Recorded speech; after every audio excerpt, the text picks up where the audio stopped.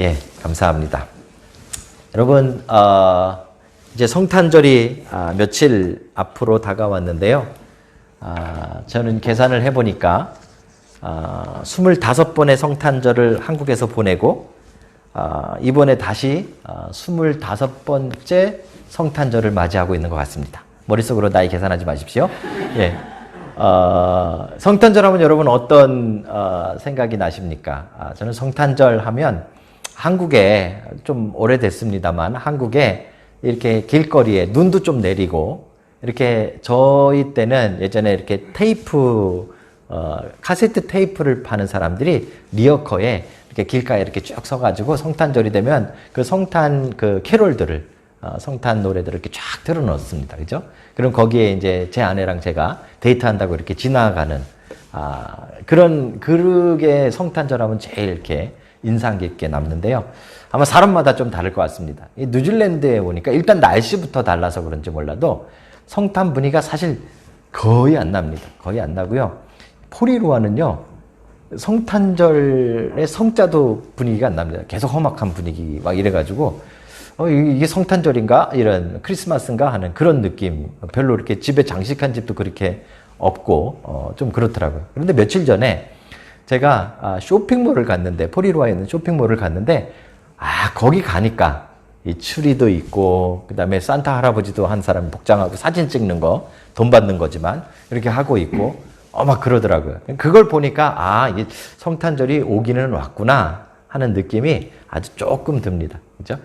아마 코로나 때문에 성탄절 분위기가 각 나라마다 제대로 나지 않는 그런 아주 특별한 성탄절을 우리가 맞이하고 있는데요. 그럼에도 불구하고 쇼핑몰만큼은 아직도 이 성탄절 분위기를 아주 제대로 내고 있는 교회가 아니라 쇼핑몰이 성탄절 분위기를 제대로 내고 있는 장소가 아닌가, 그런 생각을 조금 하게 됐습니다. 성탄절만 되면 제가 여러분들에게 이렇게 좀 찬물 껴는 듯한 이야기를 좀 자주 합니다. 지난 3년간 제가 설교한 걸 쭉 둘러봤더니 진짜 성탄절날 나는 왜 이렇게 분위기를 깨고 있을까, 이런 생각을 스스로 하게 됐는데요. 여러분 기억나십니까? 작년, 재작년에 계속 제가 설교했던 내용이 뭐냐면 12월 25일은 예수님 생일이 아니다 하는 거 제가 열심히 설명을 드렸습니다. 그죠? 아니 12월 25일날 지금 성탄절 예수님 생일이라고 기뻐해도 될까 말까인데 목사가 나와가지고 맨날 12월 25일은 예수님 생일이 아닙니다. 맨날 이런 거 하니까 아마 여러분들이 좀 기분이 안 좋으실 수도 있겠어요. 그죠? 근데 12월 25일은 실제로 예수님 생일이 아닙니다. 예수님 생일이 12월 25일이라는 그런 근거는 아무 데도 없습니다. 아마 12월 25일은 오히려 그 1세기 로마인들이, 특별히 로마 귀족들이 가지고 있었던 특별한 축제가 있었는데, 태양신을 섬기는 축제. 태양신을 섬기는 그 축제 날에 그리스도인들이, 사실 굉장히 좋은 의도에서 한 겁니다. 우리의 진짜 태양은, 우리의 진짜 빛은 예수 그리스도다라는 의미를 가지고 태양신 축제 날을 예수 그리스도의 탄생일로 바꾸어서 절기를 지키게 되면서 지금 성탄절로 이렇게 정착하게 되어진 것이죠. 이게 아주 중요한데요. 왜 이렇게 중요한가 하면 1세기 초대교회, 처음에 예수님 승천하신 다음에 교회가 생겨서 교회에는 아무런 절기가 없었습니다. 초대교회는 절기가 없습니다. 초대교회는 어떤 절기를 지키지 않았고요. 오직 안식일 다음 날, 그러니까 예수님이 부활하신 날이죠. 그 부활하신 날을 주의 날이라고 부르면서 우리가 지금 주일이라고 부르는 이 주의 날을 기념하여 예배하는 일을 했습니다. 그게 지금까지 우리 주일 예배가 되고 있는 것입니다. 그랬는데 이제 이 복음이 점점 헬라 문화권으로 전파가 되어지면서 이방인들이 가지고 있었던 이 토속적인 신앙, 자기네 축제일, 대부분 우상과 연관이 되어져 있는데요. 이 축제일과 기독교가 섞이기 시작합니다. 그러면서 이제 아주 희귀한 여러 가지 이 절기들이 교회 안에 만들어지기 시작한 것이죠. 그래서 이 절기가 다가오면 우리가 굉장히 긴장해야 됩니다. 이 절기의 의미가 진짜 무엇인가를 좀 잘 찾아봐야 됩니다. 뭐 예를 들면 우리 사순절이라고 다 열심히 잘 지키고 있는 사순절을 사실 장로교에서는 사순절을 지키지 않습니다. 그래서 사실 이제 뭐 저희 교단은 아니지만 합신 측 같은 경우는 오래전에 한국에서도 그 찬송가에 있는 사순절 이 교동문을 없애달라 뭐 이런 이 제안까지 할 정도로 사실 사순절이 정말 기독교 절기인가 하는 것에 대한 의구심이 있다라는 그런 얘기도 있는 것이죠. 그러니까 이 절기가 무조건 여러분들이 절기가 왔다 그래서 좋아할 것이 아니라 이 절기가 무슨 의미가 있는가를 잘 생각해 봐야 됩니다. 사실은 초대교회에 없던 절기들이 점점 하나 둘씩 생겨나서 굉장히 많은 절기들이 교회 안에 생겨났는데 이제 종교 개혁이 일어나면서 그 절기들을 이제 다 없애버렸습니다. 제가 루터가 한 말을 적어왔는데요. 1520년도에 종교개혁가 루터가 이렇게 말했습니다. 주의 날, 주일이 유일한 절기여야만 하는데 이게 뭔가 하면 그 당시에 너무 많은 절기들이 있는데 이게 그게 한탄스러운 거예요. 사실 진짜 우리가 지켜야 될 절기는 주일밖에 없다라는 식의 이야기를 한 것이죠. 그 뒤에 1536년에 칼빈이 종교개혁가 칼빈이 이렇게 이야기합니다. 주의 날만이 유일한 절기이다. 이렇게 선언했습니다. 그리고 이 종교개혁의 정신이 이제 조금 지나서 1574년에 네덜란드에서 첫 번째 개혁교회 이 총회가 열리는데 이 개혁교회 총회 때 이렇게 결정했습니다. 성도들은 오직 주일만으로 만족해야 한다. 이게 총회 결의문입니다. 절기가 아니라 오직 주일만으로 우리는 만족해야 된다. 사실 여러분 주일은요 안식일하고 날짜가 다릅니다. 그리고 우린 주일이라고 따로 부르죠. 이 사실은 주일은 예수님 부활하신 날입니다. 그러니까 우리는 매주마다 이 부활절 예배를 드리는 겁니다. 그래서 사실 주일 예배는 우리에게 굉장히 중요한 거죠. 이런 종교개혁의 정신에 입각한다면 여러분들과 제가 만약에 이런 경우 거의 없습니다만 성탄절 예배와 주일 예배 둘 중에 어느 거 하나만 드리셔야 된다. 그러면 어느 걸 선택하는 게 좋다? 주일 예배를 선택하는 게 좀 더 성경적이다라고 말할 수 있는 것이죠. 아까 말씀드린 1574년도에 그렇게 결의하고 나서 문제가 생겼습니다. 왜냐하면 그 오랜 기간 동안에 약 1500년 동안에 사람들의 삶에 이 절기가 완전히 딱 익숙해져 있는 거죠. 그렇죠? 그렇게 되었기 때문에 이것에 대한 여러 가지 문제점들이 발생하기 시작해서 1578년에 다시 총회가 열렸을 때 이 총회에서 이렇게 결정합니다. 결정 내용이 재밌는데요. 아까 이야기했던 여러 절기를 다 없애고 딱 두 개의 절기만을 허용하는데 하나가 성탄절이고 하나가 부활절입니다. 이 두 가지를 결정하면서 이유를 이렇게 재밌게 달아놨습니다. 사람들이 절기의 날에 놀며 지내지 않게 하기 위하여 그 절기에 그리스도의 탄생과 부활에 대한 설교를 해야 한다. 이게 결의문입니다. 그렇죠? 그러니까 워낙 이제 절기에 익숙해져 있다 보니까 그날 되면 우리가 이제 신나게 노는 거예요. 파티도 하고 막 이렇게 하는 거예요. 그러니까 그렇게 놀지 않아야 하기 때문에 그 절기에는 예수님의 탄생에 관해서 또 예수님의 부활에 관해서 우리가 절기로 지키자 하고 두 가지의 절기를 결정하게 되어지는 것이죠. 그렇죠? 참 재밌죠? 그런 면에서 본다면 우리는 성탄절이 올 때뿐만 아니라 부활절이든 뭐든 우리가 지금 지키고 있는 절기들이 올 때마다 이 절기의 의미가 무엇인가를 우리는 한번 깊게 생각해야 됩니다. 그렇죠?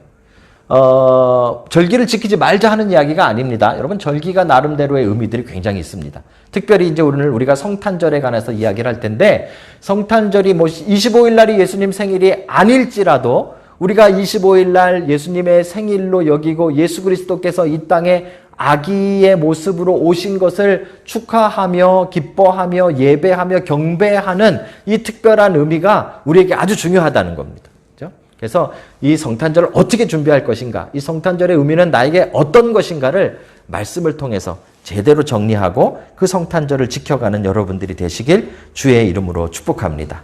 이거 다시 한번 읽어드립니다. 사람들이 절기의 날에 놀며 지내지 않게 하기 위하여, 물론 25일날 우리 바베큐 하긴 하지만 놀며 지내지 않게 하기 위하여 그날에는 절기에는 예수 그리스도의 탄생과 또 부활절에는 부활에 관하여 설교하여야 한다. 예배하여야 한다. 그렇게 이야기하고 있는 것이죠. 자, 그러면 성탄절은 우리가 어떻게 지킬 것인가? 이 성탄절을 준비하는 우리의 마음은 도대체 어떤 것인가 하는 이야기를 오늘 말씀을 통해서 여러분과 제가 찾아갔으면 좋겠습니다. 그것을 찾기 위해서 제일 중요한 인물이 하나 오늘 등장하는데요. 마리아라는 사람입니다. 이 마리아가 성탄절을 준비하는 이 마음, 이게 오리지널입니다. 이 마리아가, 예수님의 어머니인 마리아가 성탄을 준비하지 않았다면 우리에게 성탄이라는 것 자체가 없는 겁니다. 그렇죠? 그래서 오늘 마리아는 어떻게 예수 그리스도의 출생을, 이 성탄을 어떤 마음으로 어떻게 준비했는가 하는 것을 여러분들이 잘 살펴보시고 그 속에서 여러분들이 준비해야 되는 마음을 찾아내는 은혜가 있으시기를 주의 이름으로 축복합니다. 오늘 본문은 누가복음 1장 26절부터 38절까지의 말씀인데요. 여러분 잘 아시는 천사가 나타나 예수님의 예수의 잉태 사실을 마리아에게 알려주는 수태고지에 관한 그런 내용입니다. 자, 거기에 중요한 것은 이제 천사가 등장한다는 것이죠. 가브리엘이라는 이름까지 있는 천사입니다. 제가 사진을 준비했습니다. 이분이십니다. 자, 여러분들이 머릿속에 상상하고 있었던 그 천사가 이 천사 맞나요?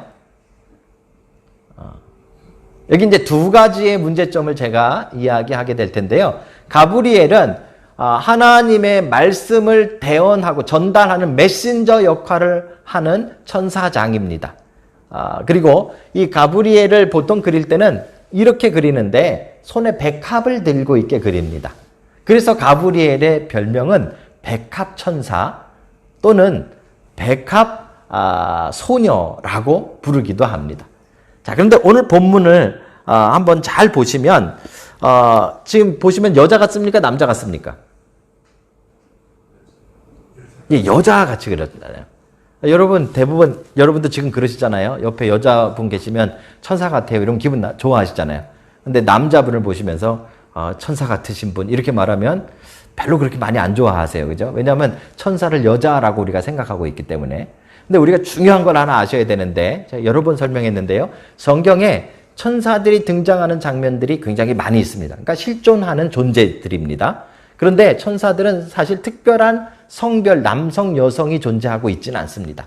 그리고 천사가 등장하는 장면 가운데 환상, 실제가 아닌 꿈이나 환상에 등장하는 천사들은 늘 날개를 달고 나옵니다. 대부분. 하지만 실제 찾아온 천사들, 아브라함을 찾아간 천사라든지 오늘 마리아를 찾아간 천사라든지 대표적인 것이 사도행전에 예수님께서 승천하실 때 이야기를 걸었던 천사들은 날개 얘기가 없습니다. 그러니까 아마도 그냥 보통 사람의 모습을 한 천사. 그러니까 이 그림에는 조금 문제가 있는 겁니다. 그렇죠? 실제로 나타나는 천사는 우리가 생각하는 것하고 다르게 날개를 달고 나왔다는 기록이 성경에 나오지 않는다는 것이죠. 자, 그럼 왜 여자 모습처럼 그렸는가 하는 그 이유인데요. 오늘 본문 때문에 그렇습니다. 오늘 본문에 보시면 28절인데요. 27절부터 제가 읽어드릴게요. 여러분 성경 주보에 없으니까. 다윗의 자손 요셉이라 하는 사람과 약혼한 처녀에게 이르니 그 처녀의 이름은 마리아라. 이 마리아가 사는 곳으로 천사가 이제 간 거예요. 뭐 걸어가셨는지 날아가셨는지 하여튼 거기까지 간 거예요. 가서 그에게 들어가 이르되 은혜를 받은 자여 평안할지어다 주가 너와 함께하니라 이렇게 말했습니다. 자, 여자가 혼자 살고 있는 그것도 아직 결혼을 하지 않은 처녀가 살고 있는 숙소에 사람이 들어온 거예요. 이 부분 때문에 이 가브리엘을 여자로 그리는 겁니다. 남자가 들어왔으면 이거 얘기가 그 다음엔 진행이 됐겠습니까? 유대 문화상으로 이제 말이 안 되는 거죠. 그러니까 여자일 것이다 라고 상상을 하고 이제 그리기 시작했고요. 그리고 이제 나중에는 조금 이렇게 남자인지 여자인지 못 알아볼 정도로 중성처럼 이렇게 그리는 그런 일이 일어난 것이죠. 자, 중요한 거는 아까처럼 뭐가 없었다? 날개가 없었다 라고 보셔야 돼요. 안 그러 날개가 있는 걸로 보면은 아주 황당한 일이 일어난다. 29절을 한번 볼게요. 자, 천사가 날개를 달고 예를 들어서 지금 여자 혼자 사는 자취방에 들어오셨어요. 포덕포덕 날개를 이렇게 퍼덕퍼덕거리시면서 방에 들어온 거예요. 천사가. 그리고서 은혜를 받은 자여 평안할지어다. Peace to you 이렇게 말했어요. 그죠? 그러면 여자 입장에서는 어때요? 누군가가 여러분 혼자 있는데 상상을 좀 해보시라고요. 우리 진선자매 혼자 방에 누워 있는데 날개를 누가 포덕포덕포덕 이렇게 하면서 들어왔어요. 그리고 진선아 너에게 평안할지어다 이러면은 진선이가 뭐라고 얘기할까요? 아이씨 깜짝이야 뭐 이런 거 할 거 아니에요. 그죠? 그러니까 그 다음 절은 29절은 원래대로 한다면 아이씨 깜짝이야 라든지 아니면 뭐죠? 귀신아 물러가라 라든지 뭐 이런 게 나왔어야 돼. 깜짝 놀라야 될 거 아니에요. 근데 놀라긴 놀라는데 뭐 때문에 놀라는 걸 보십시오. 29절에 처녀가 그 말을 듣고 놀라 이런 인사가 어찌함인가 생각하매. 그죠? 그러니까 지금 막 날개 달고 막 이렇게 깜짝 놀랄 만한 일은 아니고요. 그냥 사람의 모습으로 들어왔다라고 보는 것이 더 본문적이다라고 생각을 하는 것이죠. 그죠? 사람의 모습으로 들어와서 너에게 평안이 있을지어다 하나님이 너와 함께 하시도다 했더니요. 이 여자가 어떻게 나한테 왜 이런 인사를 하지? 라고 생각을 했다는 말입니다. 그러니까 깜짝이야 그런다든지 야 이게 뭐야 그러고 던진다든지 이런 일이 일어난 게 아니라는 거예요. 그죠? 그러니까 자연스럽게 이렇게 생각을 하셔야 됩니다. 자, 그리고 나서 이 천사가 다짜고짜 뭐라 그랬는가 하면 네가 하나님께 은혜를 입었는데 31절에 보십시오. 보라 내가 잉태하여 아들을 낳으리니 그 이름을 예수라 하라. 자, 여기 이제 문제가 뭐예요? 마리아는 아직 결혼 전이다. 약혼은 했습니다. 약혼했지만 결혼 전입니다. 유대인들은 약혼 기간이 1년, 2년 이렇게 길거든요. 그러니까 서로 결혼하기로 정하기만 했지 아직 결혼식이 이루어지지 않은 상태인데 그런데 갑자기 네가 아이를 낳을 텐데 아이 이름을 예수라 하라. 여러분 이렇게 누군가가 찾아와서 얘기하면 여러분 뭐라고 하시겠어요? 나 아직 결혼도 안 했는데 뭐 남자를 소개시켜주고 그런 얘기를 하든지 그죠? 날개는 안 달았으니까 누군가 문 열고 들어오더니 하나님이 너와 함께 하시도다. 네가 아이를 낳을 텐데 아이 이름까지 정해줬어. 예수라 해라. 그죠? 이러면요, 그죠? 난리 납니다. 요즘 같으면 뭐 집어 던지고 경찰에 신고하고 뭐 이런 미친 사람이 있어 그러고 아마 머리띠 댕겨 잡고 아마 대머리로 그래야 될 걸요. 다음번에 천사는 그죠? 그런 일들이 일어날 거예요. 그죠? 그런데 마리아는 아주 침착하게 여기에 대응합니다. 저는 이 부분이 아주 놀라워요. 한 가지 저는 아주 그래서 이 마리아로부터 좋은 걸 배웠는데 미친 사람을 대할 때는 침착해야 된다. 다짜고짜 너 애가 졌는데 애 이름을 예수라 이거 얼마나 정신 나간 얘기예요. 거기에 대고 뭐 임마 내가 뭐 어쩌고 그러고 같이 싸워봤자 나도 미친 사람이 되는 거예요. 그러니까 마리아는 아주 침착하게 질문을 합니다. 나는 남자를 알지 못하나이다. 그렇죠? 자, 이 말을 우리는 잘 봐야 되는데 성경에 알다라는 단어는 많은 경우에 남자 여자의 성적인 관계를 설명할 때가 많이 있어요. 그러니까 여기서 내가 남자를 알지 못한다라는 말은 아직 나는 남자와 잠자리를 한 번도 해본 적이 없다라는 이야기예요. 그렇죠? 이건 무슨 이야기인가 하면 당신이 지금 이야기한 말은 불가능하다 이 말이에요. 과학적으로 안 된다 이 말이에요. 상식적으로 안 된다 이 말이에요. 지식적으로 안 된다 이 말이에요. 경험적으로 안 된다 이 말이에요. 그렇죠? 침착하게 왜 당신 말이 잘못됐는지를 잘 설명한 것이 마리아의 반응이었던 것이죠. 저는 이 부분이 아주 놀랍다고 생각해요. 저 같았으면 뭐 던졌을 거예요. 날개도 없겠다 뭐 던져가지고 싸움을 한바탕 했을 텐데 그런 것이 아니라 그죠? 아주 잘 설명한. 나는 아직 남자를 알지 못하니까 당신 얘기는 안 될 거다. 불가능할 거다. 안 될 거다. 어떻게 그렇게 되겠냐라고 상식적으로 물은 것이죠. 이제 제일 중요한 이야기가 나옵니다. 가브리엘이 이렇게 이야기합니다. 35절이죠.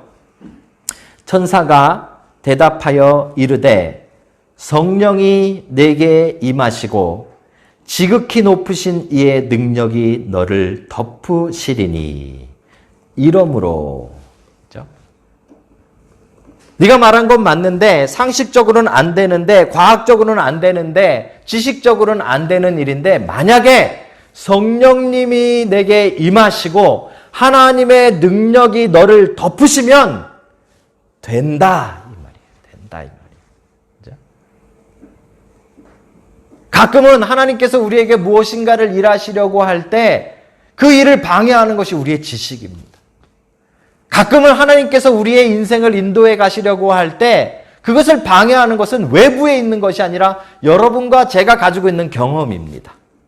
우리가 가지고 있는 그 얄팍한 지식으로, 우리가 알고 있는 그 과학적인 지식으로, 그 상식으로 우리는 하나님의 일이 안 된다라고 생각하는 경우들이 많다라는 말이죠. 그렇죠? 우리는 성탄절에 이것부터 준비해야 되는 것입니다. 우리가 준비해야 되는 것은 무엇인가 하면 내 상식이 무너지고 내 지식이 무너지고 또 내 과학적인 내 경험들이 다 무너지고서라도 하나님의 말씀이 이루어질 수 있는데 성령님이 임하시고 하나님의 능력이 덮으시면 가능하다 이 말입니다. 그렇죠? 마리아가 그걸 깨닫는 거예요. 분명히 그 말도 안 되는 이야기를 들었잖아요. 여러분 제가 지금 상황을 설명했잖아요. 여자 혼자 그냥 자취방에 누워가지고 아마 드라마 보고 있었는지 뭐 이렇게 앉아 있는데 갑자기 누가 그냥 훅 들어왔어요. 들어오더니 막 갑자기 하나님이 너와 함께 하신다 그러더니 네가 이제 아이를 가질 텐데 그 이름을 예수로 하라. 그랬더니 말도 안 되는 이야기를 한 거잖아요. 거기에 대해서 나는 나름대로 침착하게 대응했어요. 여보시오, 내가 지금 남자를 알지 못하는데 나 아직 결혼도 안 했고요. 남자랑 자본 적도 없는데 내가 어떻게 아기를 갖습니까? 이렇게 상식적으로 이야기한 거예요. 내 상식으로, 내 지식으로. 그런데 거기에 대한 답이 이거예요. 성령님이 임하시고 하나님의 능력이 너를 덮으시면 가능하다 말입니다. 자, 마리아가 거기에 대해서 이렇게 이야기합니다. 주의 여종이오니 말씀대로 내게 이루어지이다. 정말 놀라운 대답을 한 거예요. 자기가 가지고 있었던 지식 갑자기 다 내려놓은 거예요. 자기가 알고 있었던 과학적 상식 다 내려놓은 거예요. 자기가 알고 있었던 삶의 모든 정보 이런 거 다 내려놓고 오직 성령님이 임하시고 하나님의 능력이 덮으시면 불가능한 일이 없다라는 사실을 마리아가 받아들인 거예요. 결국 이 순종과 이 믿음으로 말미암아 성탄절이 시작되는 거예요.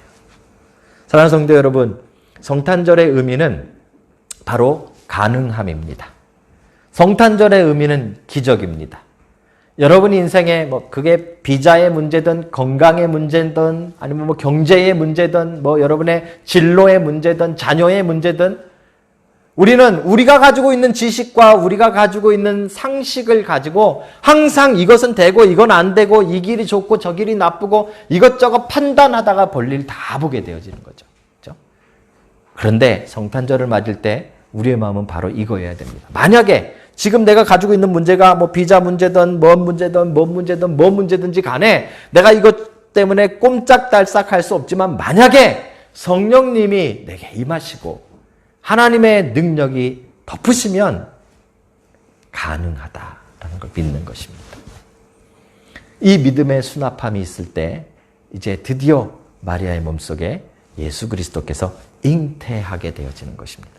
중간에 다른 일이 있지 않습니다. 바로 이 일 이후에 엘리사벳을 찾아갔는데 엘리사벳도 아기를 못 갖는다고 했던 그 불가능한 사람에게도 그 기적이 일어나서 6개월 된 뱃속에 6개월 된 아기가 이제 예수 그리스도가 막 생겨난 것을 알고 기뻐 뛰노는 장면이 그 뒤에 기록되어져 있는 것이죠. 이 기적은 바로 이 마리아의 아름다운 믿음과 순종에서 시작되는 것입니다. 사랑하는 성도 여러분, 이제 2020년도를 마무리해야 될 때가 다 왔습니다. 코로나 때문에 올해는 정말 힘들고 어려운 한 해였을 것입니다. 아마 여러분의 직장에도 여러분의 가정에도 또 여러분의 인생에도 많은 변화가 있는 줄로 알고 있습니다. 여러분, 한 해를 마무리하면서 이때 우리가 잠시 서서 이 말씀을 우리는 좀 들여다봐야 됩니다. 우리가 코로나를 겪으면서 가지고 있었던 안 된다고 생각했던 것, 우리가 한 해를 지나면서 생각했던 상식적으로 이건 불가능하다라고 얘기했던 것, 이거는 정말 과학적으로 되지 않을 일이라고 여겼던 일들이 있다면 여러분 하나님 앞에 마지막으로 들고 나가십시오. 그걸 놓고 하나님 앞에 기도하실 때 성령님이 임하시고 하나님의 능력이 덮으시면 뭐하다고요? 가능하다라는 말입니다. 그 놀라운 기적들이 일어나는 성탄절이 되시길 주의 이름으로 축복합니다. 성탄절은 그 자체가 기적입니다. 인류의 가장 큰 기적. 하나님이 인간의 모습으로 오신 기적. 이거보다 더 큰 기적은 없습니다. 그렇다면 여러분 인생에 있는 그 일들은 아무것도 아닙니다. 그렇죠? 여러분이 지금 안 될 거라고 생각하는 일들은 아무것도 아닙니다. 하나님은 더 큰 기적을 일으키실 수 있는 분이니까 그 하나님 앞에 믿음으로 맡기시고 나아가며 성탄절을 준비하는 여러분들이 되시길 주의 이름으로 축복합니다. 기도하시겠습니다.